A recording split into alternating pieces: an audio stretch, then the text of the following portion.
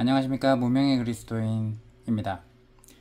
오늘은 돌아온 탕자 비유 이야기의 11번째 마지막 영상이 될 것 같습니다. 이 비유의 스토리도 이제 그 마지막 무대를 우리가 보고 있습니다. 마지막 무대에서는 그동안 존재감을 드러내지 않던 첫째 아들이 주인공으로 등장하면서 또 다른 충격적인 반전으로 이어집니다. 비유 설정이지만 그 모습이 누구에게 향하여 있느냐, 어떤 메시지를 전하고자 하느냐에 우리는 초점을 맞춰서 그 비유의 목적을 우리가 분명히 살펴봐야 합니다. 둘째 아들, 그리고 아버지, 그리고 첫째 아들 순으로 스포트라이트를 비춘 이 비유의 스토리는 다시 같은 순서로 한 바퀴를 돈 후 이제 첫째 아들을 조명하기 시작하는 것입니다. 유진 피터슨, 비유로 말하라 라는 책이 있습니다. 비유로 말하라. 한번 읽어보면 좋을 거예요. 우리가 마지막으로 다루게 될 첫째 아들의 스토리를 독특하고 재미나게 해석하고 있습니다. 그의 해석의 독특성은 누가복음 15장 전체를 3개가 아닌 4개의 스토리로 분류를 합니다. 보통 3개로 분류를 하거든요.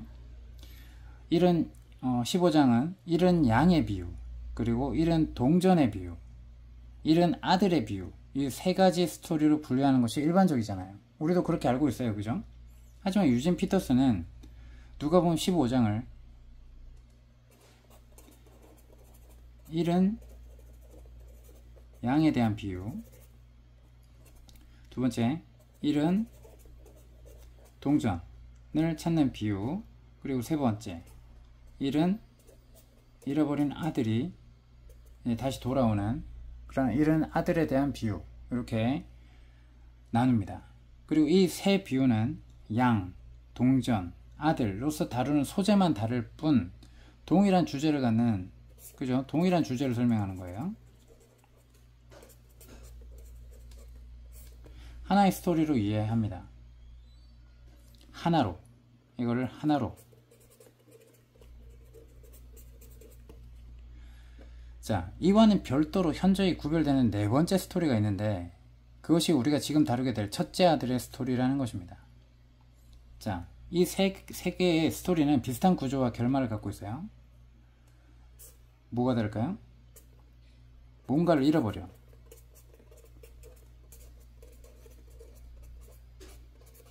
두 번째, 그것을 열심히 찾아요.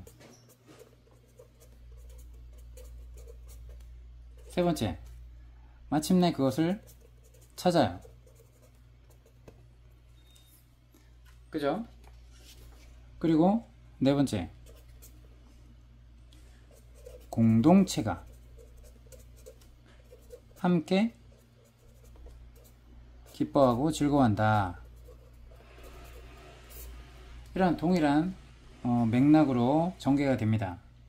잃고 찾으러 다니고 찾고, 근데 특이한 것은 마무리가 없어요.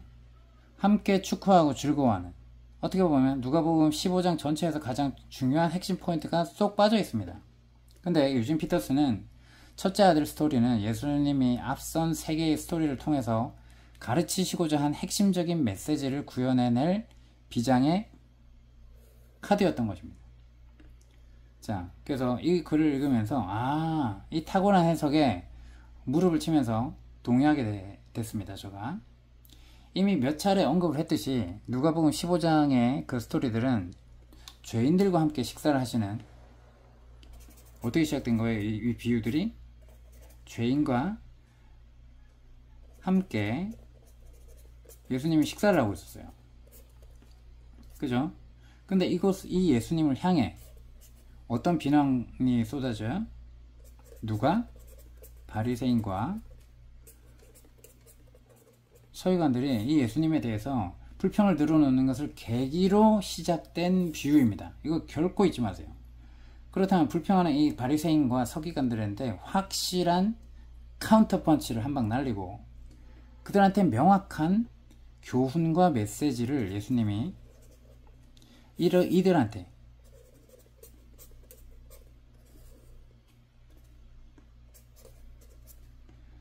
던져주고 비율을 맞춰야 하지 않겠습니까? 근데 여기까지는 아무것도 없어요. 그죠? 가만히 살펴보니까 그 초점이 점점 좁혀지는 거예요.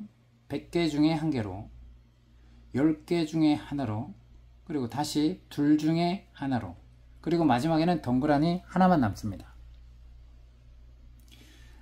모든 사람의 시선은 그 마지막 남은 하나, 첫째 아들한테 쏠립니다.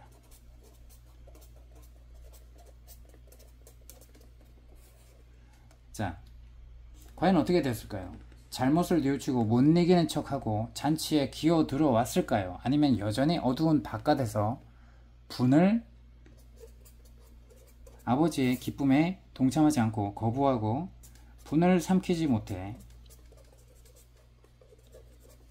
혼자 씩씩대고 있을까요? 우리가 알다시피 이 비유를 들었듯이 혼자 씩씩대고 있는 거예요. 꼬리에 꿀을 무는 온갖 궁금증을 뒤로한 채 15장 전체는 침묵과 함께 막을 내려요. 그것이 예수님의 스토리텔링 기법입니다. 때로는 무거운 침묵이 잡다한 장광설보다 더 강력한 메시지를 던지는 법이거든요. 침묵은 점차 긴장감으로 발전합니다. 그러고는 한순간에 지진처럼 폭발합니다. 맞습니다. 바리새인과 서기관들은 그제야 이 모든 비유의 타깃이었다는 거죠. 깨닫게 됩니다. 마지막으로 남은 이 첫째 아들의 모습이 우리라고? 나라고? 잔치에 참여하지 않고 분을 내며 밖에서 씩씩대고 있는 사람이 정말 나라고? 온 동네를 떠들썩하게 한 성대한 잔치를 첫째 아들은 몰랐었어요. 그죠? 첫째 아들은 지금까지 스토리 전개에서 자신의 존재감을 드러내지 않고 있습니다. 하지만 우리는 이미 침묵 속에 가려진 첫째 아들의 무서운 함력을 살펴본 바 있습니다. 앞선 영상에서 설명을 드렸었어요. 마지막 때가 되자 첫째 아들은 무대의 전면에 등장해서 자신의 목소리를 이제야 힘껏 내기 시작합니다. 그리고 멋지게 포장되어 있던 자신의 숨겨진 진짜 모습을 드러냅니다. 첫째 아들의 본격적인 등장을 이렇게 묘사합니다. 누가복음 15장 25절이에요. 어떤 모습이에요? 맏아들은 밭에 있다가 돌아옵니다. 집에 가까이 왔을 때 풍악과 춤추는 소리를 듣고 라고 얘기합니다. 잔치가 한창 무르익을 때까지 첫째 아들 혼자만 이 사실을 모른 채 온종일 밭에서 일하고 있었어요. 우리는 이러한 정황을 통해서 두 가지 사실을 유추하는 거예요. 첫째, 비유 속의 아버지가 우리가 상상하는 것보다 훨씬 부자라는 사실입니다. 살찐 송아지를 잡을 정도로 성대하게 잔치에 열렸어요. 근데 이 소문은 삽시간에 온 동네 사람들에게 퍼져나갔을 겁니다. 근데 이 소식을 첫째 아들만 모르고 있어요. 이러한 상황은 첫째 아들이 잔치 소식을 듣지 못할 정도로 멀리 떨어진 곳에서 일하다가 왔거나 그의 아버지는 거대한 토지를 소유한 대지주임을 비유의 상황을 통해서 유추할 수가 있어요. 첫째 아들은 아마도 밖에서 하루 종일 하인들을 감독하지 않았을까 싶기도 해요. 엄청난 재력을 가진 대주주의 장남이 직접 손에 흙을 묻히면서 일하지는 않았을 거예요. 맞죠? 비유 속에서는 첫째 아들만 이 상황을 모르고 있다.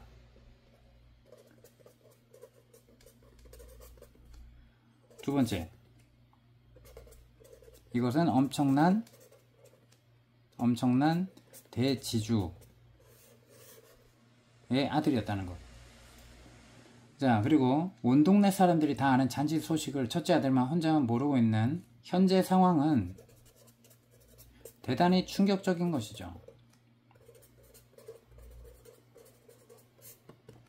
어떻게 보면 첫째 아들의 어떤 잔치를 하고 있는데도 첫째 아들은 열심히 아버지의 명을 받들어서 일하고 있어. 첫째 아들의 성실성으로 보일 수 있어요. 하지만 여기서 우리가 반드시 간파해야 할 충격적인 사실이 숨어 있어요. 첫째 아들은 어떻게 동생이 돌아온 것과 잔치 소식을 듣지 못한 것일까요? 게다가 이 잔치는 살찐 송아리 한 마리를 통째로 잡을 정도로 온 동네 사람들이 초청된 성대한 잔치였어요. 정상적인 상황이라면 가정의 장남인 그가 동생의 귀환을 축하하는 환영잔치의 준비위원장으로 섬기는 게 마땅하지 않겠습니까? 그죠? 첫째 아들을 불러다가 아버지가 얘야, 너의 동생이 왔단다. 응? 아버지가 너희 동생을 얼마나 애타게 기다리고 있는지 너도 알았을 거 아니냐. 자, 아버지를 도와서 잔치를 네가 열심히 준비해놓거라 라고 하지 않았어요. 첫째 아들이 등장하기도 전에 잔치 분위기는 이미 무르익을 대로 물어있는 그때까지도 아무것도 모른 채 열애되어 있어요. 왜? 심지어 하인들까지 주인댁 도련님 첫째 아들한테 아무런 기별을 하지 않았을까요? 정상적인 상황이 아닌 겁니다. 맞죠? 충격적인 거예요. 이 상황을 제대로 이해하지 못한다면 우리는 첫째 아들이 뒷부분에서 아버지를 향해 쏟아붓는 분노에 대해서 잘못된 해석을 하게 됩니다. 자칫 첫째 아들의 입장만 10분 이해하고 아버지를 정죄할 수 있어요.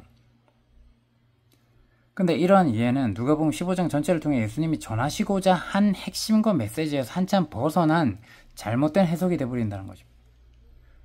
그렇다면 아버지는 왜 동생의 귀향과 온 동네를 떠들썩하게 한 잔치를 첫째 아들한테 알리지 않았을까? 유추를 통해서 해답의 실마리를 찾고자 합니다. 첫째 아들은 동생과 다르게 눈에 띄게 뭘 잘못한 적이 없는 아들, 규칙을 잘 지키는 아들, 아버지 농장에서 소처럼 성실히 일하는 아들이었어요. 하지만 첫째 아들의 소문난 성실성, 그리고 순종함은 단지 마지못해 하는 신용에 불과했고 자신이 최종적으로 원하는 것을 얻기 위한 수단에 불과했기 때문에 순종의 모습으로 나타난 거예요. 즉 아버지의 재산을 최종적으로 인수함으로써 얻게 될 부와 마을 어른들로부터 받는 인정과 지지, 명예를 추구했기 때문에 성실함과 순종으로 보였을 겁니다. 아버지는 이러한 첫째 아들의 진짜 모습을 몰랐을까요? 잘 알고 있었을 겁니다. 마을 어른들을 첫째 아들은 속일 수 있을지 몰라도 늘 곁에서 지켜보는 아버지만큼은 속일 수 없었을 거예요. 특히 둘째 아들이 유산을 요구하며 집안을 풍비박산내던 상황에서 첫째 아들은 어떻게 했어야 된다고요? 아버지를 대신해서 동생을 꾸짖거나 어떤 조치를 취했어야 됩니다. 하지만 그는 장자의 책무를 외면하고 모른 체하고 침묵으로 일관하면서 결국은 장자에게 돌아올 2배의 유산만을 조용하고 그리고 뻔뻔스럽게 챙기지 않았습니까? 그죠? 각각 물려받을 때 그냥 가만히 있으면 둘째 아들이 하는 대로 그렇게 주장하는 대로 내가 입만 다물면 나한테도 재산이 그때 떨어지는 거예요. 이런 상황에서 아버지는 둘째가 돌아온 것을 첫째 아들에게 알렸을 때 그가 어떤 반응을 보이리라는 것을 어느 정도 예견했을 것이고 평소에도 동생을 그다지 사랑하지 않았고 관계도 좋지 않던 첫째 아들이었습니다. 아버지는 첫째 아들의 속마음에 탐욕이 가득하고 늘 부르퉁한 삐뚤어진 성격을 잘 알고 있었을 것입니다. 첫째 아들의 진짜 모습을 잘 알고 있던 아버지는 이 잔치 준비 과정에서 첫째 아들이 심각한 장애물이 될 것을 염려하지 않았을까요? 첫째 아들이 아버지 어떻게 저런 놈이 돌아왔는데 이런 대우를 해준단 말입니까? 라고 잔치를 여는 데 있어서 기쁨에 방해가 되는 장애물이 될 것을 염려하지 않았을까요? 아무리 비유라도 해도 말입니다. 차라리 잔치가 한창 무르익은 후에 첫째 아들이 나타나는 것이 첫째를 위해서나 잔치를 위해서나 더 좋다고 판단했을 것입니다. 잔치 분위기가 한창 무르익은 상황에서 첫째 아들도 잔치의 흥겨운 판을 깨는 무모한 돌출 행동을 하지 못했을 거라고 생각했을 거예요. 하인들조차 맏아들에게 알리지 않은 것을 보면 아버지의 특별한 지시가 있지 않았을까요? 자, 비유지만 이렇게 유추를 해볼 수 있다는 것입니다. 그리고 이걸 통해서 메시지가 분명하게 있다는 거예요. 얼핏 보면 첫째 아들을 배제하고 무시한 것처럼 그런 아버지로 보일 수 있어요. 하지만 그 아버지의 첫째 아들에 대한 속내를 깊이 이해한다면 첫째 아들 자신을 위한 것임을 알 수 있는 거죠. 아버지의 이런 세심한 배려와 준비도 첫째 아들이 예상보다 훨씬 세고 폭발적인 반응을 보임으로써 완전히 망치게 돼요. 이제 폭풍 분노를 보게 됩니다. 자, 상황을 봅시다. 첫째 아들이 밭에서 온종일 일을 하다가 집에 가까이 이를 찜해서야 소고기 바베큐 구수한 냄새가 코를 찌르고 즐거운 풍악 소리가 막 귓가에 맴돕니다. 아니 무슨 일이야? 범상치 않은 상황에 직면합니다. 자, 첫째 아들이 마을에서 엄청난 규모의 잔치가 벌어지고 있음을 그제서야 알게 됩니다. 그런데 그게 누구 집이에요? 자기 집이 아닌가? 자, 첫째 아들 머릿속에 순간 여러 생각이 스쳐 지나갈 겁니다. 직감적으로 집 나간 동생이 돌아온 것이 아닐까? 불길한 예감에 사로잡힐 수 있습니다. 첫째 아들은 아버지가 철부지인 동생을 얼마나 끔찍이 사랑하는지, 그리고 집 나간 이후로 아버지가 날마다 포도원 망대에 올라가서 얼마나 애타게 기다려왔는지를 잘 알고 있을 거예요. 동생 때문에 아버지가 얼마나 애를 태웠는지 잘 알고 있던 첫째 아들은 자기 집에서 이토록 성대한 잔치가 벌어졌다면 그 이유는 단 하나, 뭐예요? 동생의 귀향밖에 없었다 라고 잠정적인 결론을 내립니다. 그리고 첫째 아들이 한 종에게 자초지종을 묻습니다. 15장 26절 뭐라고 하나요? 한 종을 불러 이 무슨 일인가 물은데, 자 여기서 한 종을 불러요. 을 불러. 자 여기서 이 종으로 번역된 헬라어 원어는 파이스라는 단어예요. 이 단어는 사춘기를 넘기지 않은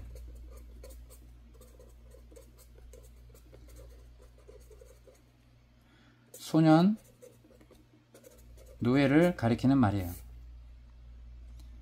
이 종은 아마도 주인집에 딸린 하인들끼리 결혼해서 이룬 가정에서 태어난 아이라고 볼 수 있어요. 이렇게 나이가 어린 종들은 성대한 잔치를 준비하고 배설한 상황에서 오히려 거치적거렸기 때문에 바깥에 나가서 뛰어놀고 있었을 거예요. 아무튼 첫째 아들이 이 제일 먼저 맞닥뜨린 그룹은 잔치석상 외곽에서 서성거리는 이러한 놀고 있는 소년 노예들이었을 거예요. 그래서 뛰노는 종들 가운데 하나를 붙잡아 집안에 벌어지고 있는 잔치에 대해서 물은 겁니다. 여기서 무슨 일인가 라고 물었어요. 이 헬라어 동사는 불완전 시제예요. 불완전 시제. 이것은 무슨 의미냐면 반복된 행동을 나타냅니다. 뭐예요? 어린 종을 붙잡아 잔치에 대해서 똑같은 질문을 계속해서 되묻고 있는 상황을 연상시킨단 말이에요. 꼬치꼬치 따져 물어도 철없는 어린 종들의 입에서는 천진난만한 대답이 돌아올 뿐이죠.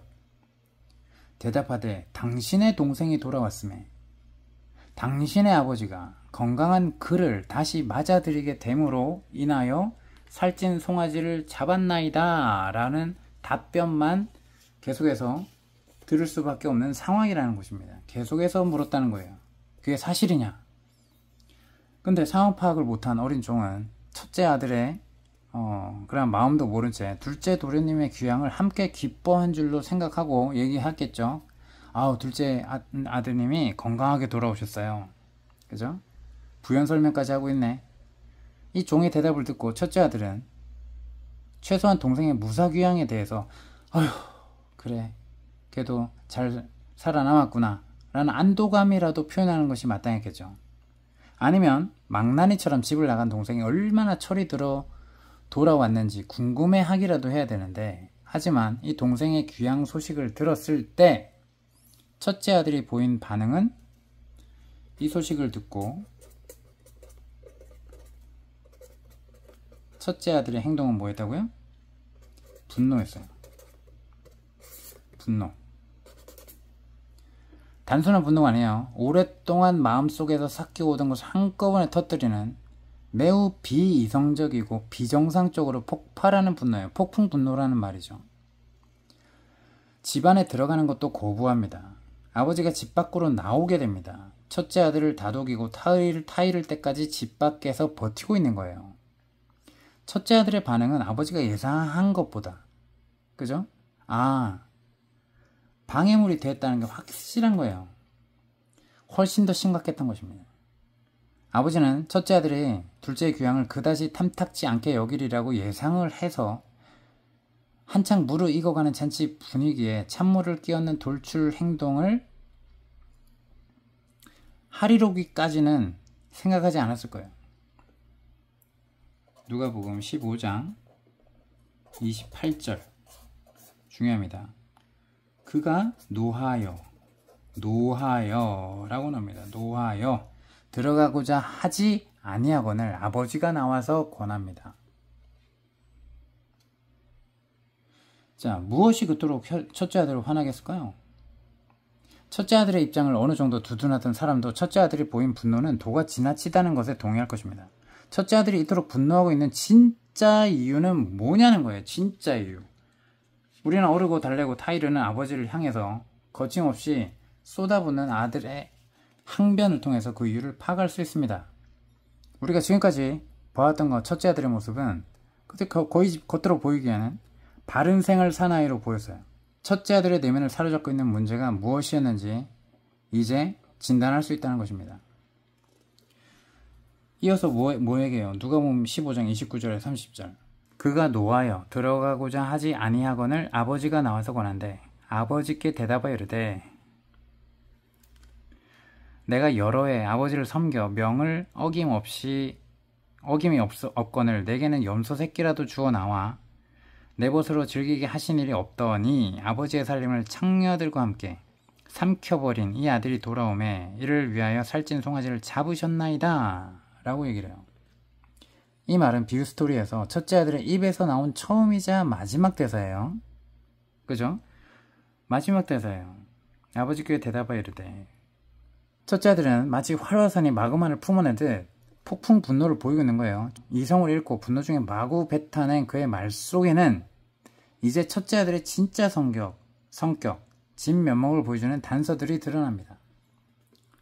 자, 첫째 아들은 남을 의식하고 점잠 빼는 얼굴을 유지하려고 무단히 애를 썼지만 이 말들로 인해 평소 그가 내면에 무슨 생각을 하면서 살아왔는지 드러나게 된 거예요. 그동안 억눌려 온 분노를 한꺼번에 폭발시킵니다. 그의 분노를 듣고 있느라면 어떻게 그렇게 많은 불만과 적대심을 품고 오랜 시간을 버틸 수 있었을까 생각이 들 정도예요. 첫째 아들이 더욱 그래서 안타깝다는 거죠. 자, 그럼 이 대화를 통해서 이 답변의 첫째 아들의 문제점은 과연 무엇일까? 첫 번째, 봅시다. 동생에 대한 적대감이에요. 적대감. 동생에 대한 적대감. 탕자인 둘째 아들이 비유의 스토리만을 놓고 본다면 그에게 하나뿐인 동생으로 설정이 돼 있어요. 첫째 아들은 하나밖에 없는 동생과도 그다지 끈끈한 유대관계가 없었던 것 같아요. 첫째 아들은 돌아온 동생을 가리켜 내 동생이 아니라 내 동생이라 안 하죠. 이 아들, 즉 당신의 아들이라고 표현합니다. 아버지에게는 아들일지 몰라도 자신과는 아무런 상관도 없는 사람이라는 거예요. 아울러 첫째 아들은 의도적으로 탕자가 먼 나라에서 지었을 법한 죄악들을 하나씩 들춰냅니다. 뭐예요? 이미 종을 통해서 아버지가 동생의 죄악을 완전히 용서했음을 들어서는 잘 알고 있겠죠. 하지만 첫째 아들은 생생하게 그것도 아주 다채로운 언어를 사용하게 하면서 동생의 죄악을 폭로합니다. 비유의 스토리만 본다면 탕자가 유산을 창기와 함께 말아먹었다 라고 하는 내용, 평소 동생한테 무관심하던 그가 먼 나라에서 지내는 동생의 안부가 궁금해 애써 수소문했을 것 같진 않죠. 첫째 아들이 줄줄이 언급한 동생의 죄악들은 율법에 의하면 돌에 맞아 죽어야 되는 마땅한 심각한 것들이었습니다. 첫째 아들은 아버지가 용서한 동생의 죄악들을 다시 들춰내는 거예요. 마치 동생이 죽었으면 좋겠다 얘기하는 거예요. 아니, 율법을 어겨서 죽었어야 되지 않냐.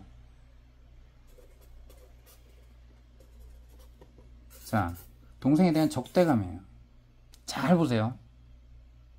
이 의중을 교묘하게 들춰서 죄를 끄집어냅니다. 첫째 아들은 가정의 장남으로서 동생한테 좋은 모델이 되어야만 했죠. 하지만 그는 쌀쌀맞고 사악한 지독한 형이었던 것 같아요. 동생이 유산을 챙겨서 집을 나갈 때도 내심 흐뭇해하지 않았을까요? 얼핏 보기에 동생에 대한 불만과 적대심을 표출한 듯 하지만 첫째의 발언을 찬찬히 살펴보면 이 최종 타깃이 누구를 향해 있냐? 아버지를 향하고 있는 거예요. 헬라어 원어에는 첫째가 아버지에 대한 항변을 이렇게 시작합니다. 우리말 성경에는 나타나지 않아요. 근데 이 항변을 이렇게 시작합니다. 이두라고 얘기를 합니다. 이 말은 여보쇼, 보십시오, 이 뜻이에요. 이런 표현입니다. 이런 식의 표현은 길에서 처음 마주치는 아무개를 부를 때나 사용되는 얘기지, 이런 호칭을 아버지한테 함부로 사용하는 것을 볼 때 첫째 아들은 아버지에 대한 최소한 공경심이나 예의가 없었어요. 그것도 온 동네 사람들이 모여있는 잔치 석상을 뒤로하고 소리를 버럭버럭 지르며 자기 아버지를 완전히 욕보고 있는 것이에요. 이봐요, 보세요. 이어지는 이러한 첫째 아들의 항변은 그가 아버지와 부모 자식 지간이라고 하는 정상적인 관계를 맺지 못했음을 이 한마디로 알 수 있다는 거예요. 내가 여러 해 아버지를 섬겨 명의 어김이 없건을, 여기서 첫째 아들이 여기서 사용하고 있다고 하는 섬겼다. 자, 헬라의 원어는 듀루오,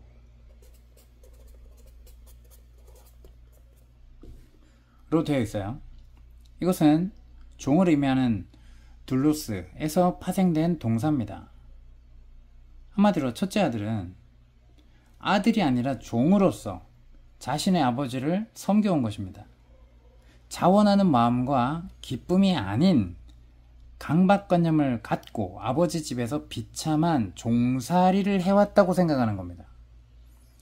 첫째 아들이 아버지 집에서 꾸역꾸역 종살이를 하면서 그러한 종살이로 느끼면서 생활을 버틴 것은 그에게 단 한 가지 분명한 목표가 있었어요.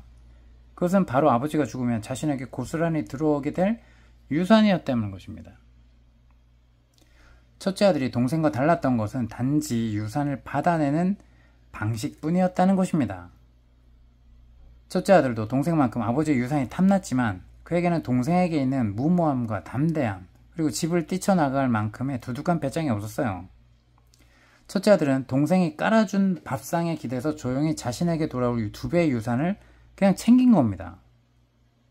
동생처럼 유산을 즉시 현금화해서 자신의 계획을 실행에 옮기는 대신 집안에서 꾸역꾸역 버티면서 아버지가 돌아가실 날만을 손꼽아 기다리고 있었다는 것입니다. 충격적이지 않습니까? 이러한 모습으로 비유가 설정이 되어 있는 거예요. 첫째 아들이 아버지한테 항변하면서 토로한 첫 문장, 동생이 집으로 돌아온 후에 아버지 앞에서 고백하던 그것과 확연한 대조를 이룹니다. 둘째 아들, 둘째는 아버지 집에 와서 뭐라고 해요? 아버지요, 내가 하늘과 아버지께 죄를 지었습니다 라고 얘기해요. 첫째, 뭐라고요? 이보쇼, 보십시오, 이렇게 합니다. 자, 아버지를 곁에서 섬기면서 살았고 순종의 이미지로 착한 아들로 바른 사나이로 비춰지는 모습이었지만 이 한마디를 통해서 다 드러나게 됩니다. 한마디로 율법주의적 자세의 전형을 보여주는 거예요.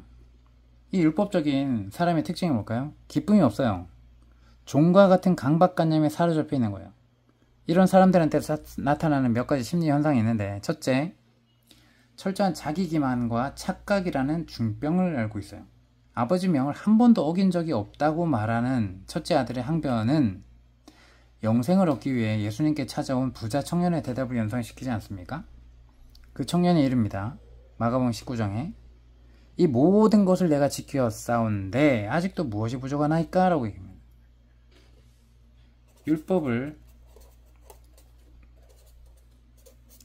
아무리 잘 지키는 사람도 하나님 앞에서 감히 내가 이 모든 것을 지켰습니다 라고 당당히 말할 수 있는 사람이 있을까요? 없죠. 이렇게 말할 수 있는 당당함은 어디서 나오냐? 자기 기만, 착각에서 비롯된 거예요. 내가 뭐 잘못했는데, 이 뜻입니다. 둘째, 남과의 비교의식으로 해서 뼈가 썩는 심적 고통을 겪어요. 첫째 아들의 항변을 보면 평소 동생과의 비교의식에 시달려왔음을 알 수 있는 거예요. 내게는 염소 새끼라도 주어서 나와 내 벗으로 즐기게 하신 일이 없었어요. 그런데 아버지의 살림을 창녀들과 함께 살켜버린 이는 이 아들이 돌아오매 이를 위하여 살찐 송아지를 잡으셨나이다 라고 비꼬는 것입니다. 하지만 동생과 자신을 비교한 첫째 아들의 항변은 실제 사실과 거리가 멀어요. 아버지는 이미 첫째 아들한테 유산을 나눠줬어요. 그는 처분권을 제외하고는 완전한 소유권을 행사할 수 있는 위치입니다. 그는 얼마든지 염소 새끼를 잡아 잔치를 베풀 수 있었지만 이를 실행에 옮기지 못한 것은 그가 아들이 아닌 종의 신분으로 섬기는, 신분은 아들이지만 종의 신분으로 섬기는 강박관념이 때문에. 그죠? 아버지 재산을 다 물려받았어. 아버지 다 줬는데 이미. 그죠? 세 번째는 탐욕에 붙들려 살아요. 율법주의자들은 하나님이 넘치도록 부어주시는 은혜의 세계를 알지 못하기 때문에 늘 자기 것만 끝없이 쌓고 챙기려는 탐욕, 유혹에서 벗어나지 못해요. 오늘날에 하나님을 잘 믿는데 기복주의를 추구하는 것과 마찬가지입니다. 그래서 지금까지 본 것처럼 첫째 아들의 이 폭풍 분노는 그래 우리가 이해할 만한 수준인 것이 아니라 이 유대인 문화 속에서 보면 이 단어 한마디 한마디들이 볼 때 아주 폐역한 또 다른 탕자임을 우리가 분명히 알 수 있는 거예요. 그 내면에 자리 잡고 있는 탐욕이 주된 원인이었다는 것입니다. 이 분노의 원인이. 자, 첫째 아들은 아버지가 죽으면 자신에게 돌아올 재산을 벌어지만도 못한 탕자가 돌아와 무분별하게 낭비하는 상황을 도저히 받아들일 수 없었기 때문이겠죠. 맞죠? 그러한 표현입니다. 동생의 귀향과 그로 인한 성대한 잔치의 배설은 탐욕의 눈이 먼 첫째 아들로서는 아버지한테 물려받은 자기 몫인, 자기 소유의 재산이 심각하게 훼손된 것으로밖에 보이지 않았을 거예요.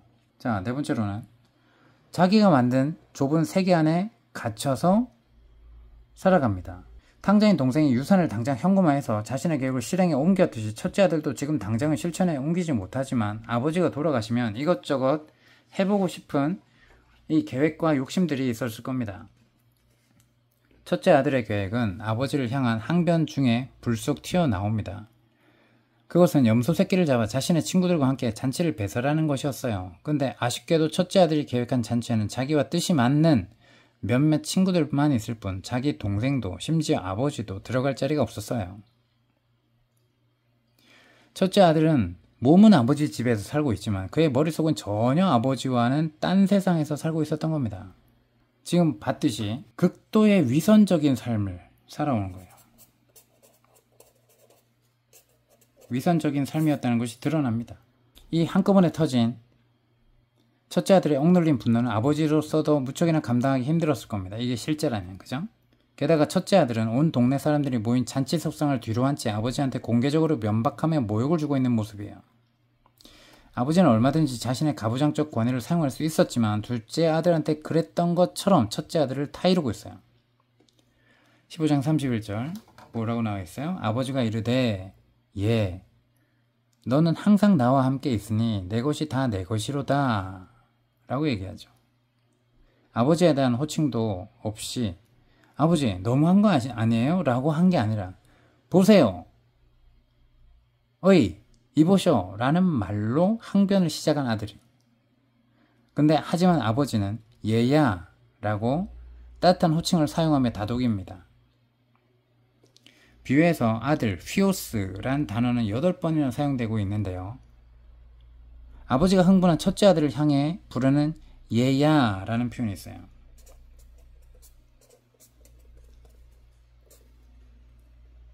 테크논. 이런 호칭은 이곳에 처음 등장합니다.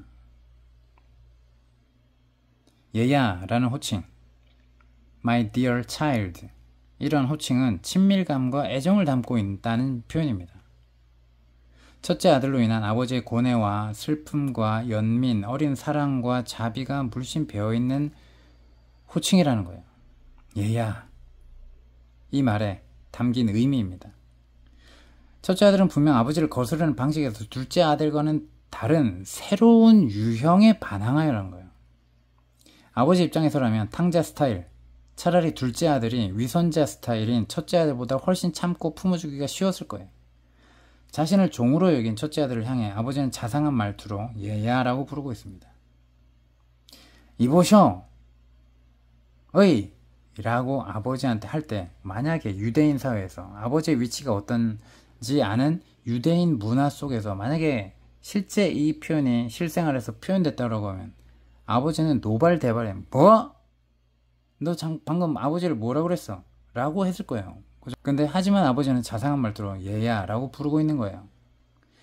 내가 가지고 있는 것이 모두 내 것이 아니냐 라는 말로 아버지의 집의 모든 재산이 첫째 아들에게 있음을 재차 확인시켜주고 있습니다. 그리고 아버지는 마지막으로 성대한 잔치를 배설한 이유에 대해서 설명하며 첫째 아들도 이 잔치에 동참해 줄 것을 간곡히 권하고 있습니다. 이유가 뭐라고요? 이 너의 동생은 죽었다가 다시 살아났으며 내가 잃었다가 얻었기로 우리가 즐거워하고 기뻐하는 것이 마땅하다 라고 얘기를 합니다. 맞죠? 아버지의 이 간청은 잃어버린 자를 다시 찾고 그것을 모두와 함께 기뻐하는 것. 이 누가복음 15장 전체의 주제를 반복하고 있습니다. 여러분, 한 사람의 영혼이 죽었다가 다시 살아나는 것만큼 하나님을 비난하던 사람이 하나님의 은혜를 알고 아버지께 돌아오는 것, 이것보다 더 소중한 것이 있을까요? 또한 우리 인생에서 이것만큼 기쁨과 즐거움을 주는 빅 이벤트가 또 있을까요? 아버지는 이 마지막 간청을 통해서 분노에 차서 씩씩대는 첫째 아들도 잔치에 동참해 줄 것을 간곡히 권하고 있습니다. 얘야, 너도 이 잔치에 들어오렴. 우리 함께 동생의 무사 귀환을 즐거워하자꾸나. 이런 표현이겠죠. 근데 이 아버지의 간절한 표정을 듣고 잔치에 참여했을까요? 아쉽게도 우리는 첫째 아들과 관련된 이후의 스토리는 알지 못한다는 거예요. 왜? 예수님께서 그에 대한 해답을 미룬 채 오픈 퀘스천으로 남겨둬요. 그죠? 어찌되었던 공은 이제 첫째 아들의 코트로 넘어옵니다. 아버지의 간청이 잔잔하게 메아리칩니다. 이 돌아온 탕자의 비유로 불리는 스토리가 이렇게 서서히 웅장한 막을 내립니다. 놀라운 구원의 잔치 속에서 오로지 첫째 아들만 소외된 채 잃어버린 최후의 영혼으로 남은 것입니다. 여기까지 되어서야 드디어 바리새인과 서기관들은 사태를 파악하게 되죠. 아, 예수님이 말씀하신 비유의 스토리 속에 그 첫째 아들이 자신이구나 눈치챘을 거예요. 완악할 대로 완악한 이들의 눈을 뜨게 해준 결정타는 물론 그때까지도 화가 나서 이를 부득부득 갈며 잔치에 참여하기를 거절하는 첫째 아들의 표정입니다. 그죠? 죄인들과 그들이 경멸하는 존재였던 세리와 창기들과 같이 식사하시는 예수님, 구원 잔치 속에서 아버지께 돌아온 그들과 기쁨으로 잔치를 하고 있는 그때 화가 나서 함께하지 못하고 아버지의 마음을 품지 못하고 아버지의 뜻과는 전혀 다르게 저들은 멸망당해야 되는 마땅한 존재고 정말 구원받을 만한 가치가 전혀 없는데 나는 하나님께 이렇게 율법을 지키면서 맹세하고 순종하며 살아오는데 아니 저런 자들이 회개하고 돌아와서 아버지께 나아갈 수 있다고? 자, 그래서 이 첫째 아들의 표정을 한번 생각해 보십시오. 누가 보아도 흉측하고 거북스럽고 자, 지금 이 예수라는 선생이 이 모든 결말에 첫째 아들의 자신들을 표적으로 삼고 이야기했구나 라고 우리를 지적하는 것이구나, 우리가 이런 모습이라고 하는 거잖아 라는 것을 눈치를 채게 됩니다. 죄인들과 함께 먹고 마시는 예수님을 향해 불평하던 바리새인과 서기관들에게 예수님은 이렇게 멋지고 통렬한 응수로 비유를 하신 겁니다. 몇 겹으로 둘러싸여서 웬만해서는 드러날 것 같지 않던 이들의 위선과 교만, 그죠? 자신들은 하나님 앞에 잘하고 있다고 생각했죠, 그죠? 근데 이것이 발가벗겨지고 백일화에 폭로되는 순간이라는 것입니다. 이 비유 스토리를 통해서. 참. 그래서 이 돌아온 탕자 비유는 예수님의 비유 중에 가장 긴 형태를 띠고 있어요. 그래서 줄거리에 반전이 나타날 때마다 바리새인과 서기관들은 자신들의 종교관과 윤리관의 잣대를 가지고 조목조목 판단을 내리고 있었을 거예요. 이들은 스토리 밖에 서서 비유에 등장하는 캐릭터들을 모두 아들이 저렇게 하는데 저런 싸가지 없는 놈이 있나? 그리고 그러한 아들의 모습에 뭐야? 아버지가 지적도 안 한다고? 허허 참 말세구만. 그리고 아니 장자인 저놈은 뭐야 도대체? 저 상황에서 어떻게 써야 돼? 라고 하면서 바리새인 율법주의자들의 시각으로 조목조목 판단을 내리고 비판하고 있을 겁니다. 심지어 예수님도 이들의 판단 리스트에 올라가 있었잖아요. 그죠? 하지만 무대의 막이 내려갈 쯤에서야 그들은 자신들이 그 판단의 최종 타깃이었음을 우리가 알게 되었다는 것입니다. 그래서 우리는 그동안 돌아온 탕자 비유에 대해서는 이 둘째 아들 탕자의 극적인 회심 과정에만 포커스를 맞추고 그러는 바람에 둘째 아들의 존재감만 지나치게 부하게 되었어요. 그로 인해서 비유의 해석에 있어서 오류 아닌 오류를 범해왔다는 것입니다. 이 비유가 어떤 목적으로 시작됐는지, 누구한테 최종 맞춰져 있는지.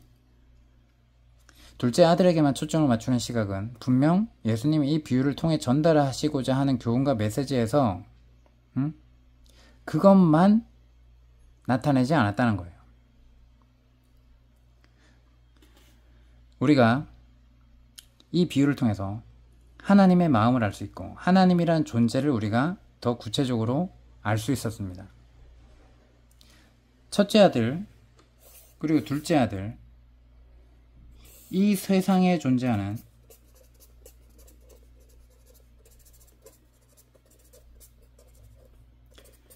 두 가지 유형의 탕자를 대표하는 것입니다.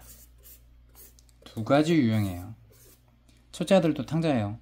많은 사람들은 둘째 아들만 탕자처럼, 둘째 아들처럼 하나님의 참된 성품을 오해하기 때문에 최대한 그분으로부터 멀리 달아나서 자신의 뜻과 계획대로 살아가기를 원해요. 하나님 없었으면 좋겠어. 하나님이라는 존재가 없어야 돼. 내 멋대로 살아야 돼. 응? 내가 하고 싶은 대로 살아야 돼. 뭔 죄야 내가? 뭔 내가 죄이냐? 뭘 회개해 내가? 큰 죄를 내가 짓고 살지 않고 내 양심에 따라 살아가고 있는데. 이렇게 생각하는 사람 많죠? 한편 다른 부류에 속한 적지 않은 사람들, 첫째 아들처럼 하나님을 종교 생활로 섬깁니다. 교회만 열심히 해요. 교회예요. 기독교가 아니라 교회교가 되고 예배당 교회예요. 목사교회예요. 자, 목사 중심으로 움직이죠. 예수님의 말씀을 따르기보다 목사를 중심으로 예수님보다 더 존경해요. 자, 하나님을 종교생활로 그처럼 섬기고 그분의 인정을 받으려고 노력을 하지만 그분의 커다란 사랑을 오해하기 때문에 그런 유형이 생긴다는 것입니다. 이 둘 다 모두 하나님의 은혜와 긍휼이 필요한 탕자라는 것이에요. 그러면 나는 어떤 유형의 탕자에 속을까? 많은 예수님의 비유들이 모두 그렇듯이 돌아온 탕자의 비유도 자신의 내면을 탐색하도록 하는 진지한 여행으로 우리를 인도합니다. 우리가 거부할 수 없는 확신한 진리는 우리가 천국에서 하나님 아버지의 품에 안길 때까지 이 땅에 살면서 원하든 원하지 않든 이 두 유형의 탕자 중 어느 하나에 속할 수밖에 없다는 사실입니다. 우리가 종교적으로 하나님을 오해하면서 하나님의 마음에 잘하고 있다라고 착각하면서 자기 기만에 빠질 수 있다는 것입니다. 처음에 하나님 모르고 살 때는, 그리고 하나님 예수님 그리스도를 알고 하나님의 무한한 사랑을 알고 내가 하나님께 너무나 큰 죄를 짓고 있었구나, 내가 하나님을 외면했었구나, 내가 하나님을 대적했었구나 라고 알게 될 때까지는 둘째 아들의 유형이겠죠. 하지만 이게 이제 교회를 열심히 이렇게 예배당에 출석하면서 말씀도 익숙해지면서 하면서 11조도 내면서 주일도 지키면서 막 이렇게 익숙해지고 그 교회 안에서 무리들과 즐기고 하다 보면 어느 순간에 나는 첫째 아들의 유형을 속하게 된다는 것을 알 수 있습니다.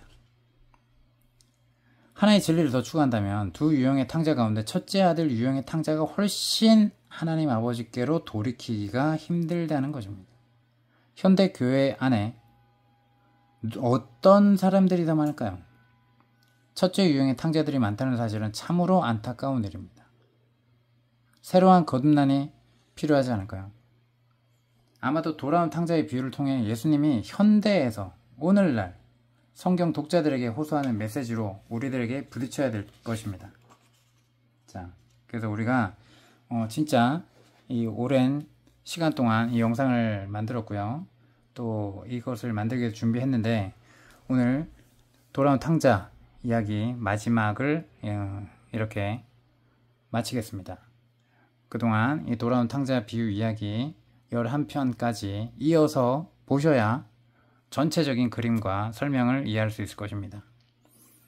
못 보신 분들은 첫 번째 영상으로 돌아가서 이 돌아온 탕자 비유 첫 번째부터 11편 이렇게 연속적으로 보시면 더 큰 이해와 하나님의 말씀이 내 안에 살아 숨쉰다는 것을 더 깊이 알게 될 줄 믿습니다. 함께 해주신 또 시청자들 감사드리고요. 또 다음 영상을 통해서 다른 주제로 만나 뵙겠습니다. 이상입니다.